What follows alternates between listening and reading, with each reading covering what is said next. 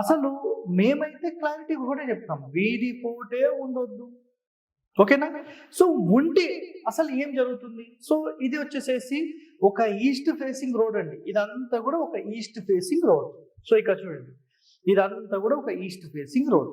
ఈ east facing లో సరే, మళ్ళీ మీరు దిక్కులు అంటారేమో, ఇది east, south, west, north. Okay, మళ్ళీ తూర్పు, దక్షిణము, పడమర, ఉత్తరం. సో ఇక్కడ మనకు 4 దిక్కులు మీకు ఎక్స్ప్లెయిన్ చేశాను. ఇందులో తూర్పు వైపు ఉన్న రోడ్ కి ఆగ్నేయంలో నుంచి ఇట్లా రోడ్ వచ్చి దీనికి హిట్ అయితే, ఓకేనా, హిట్ అయితే ఎలాంటి లాభ నష్టాలు ఉంటాయి? సో చూడండి, అహంభావంతో జీవించడం. మొట్టమొదటిగా ఈ ఇంట్లో వాళ్ళకి ఏంటంటే, డబ్బులు సంపాదన ఉందా లేదా, అసలు డబ్బులు సంపాదిస్తున్నామా, అసలు ఒక రేంజ్ లో ఉన్నామా లేదా అనే దాంతో సంబంధం లేదు.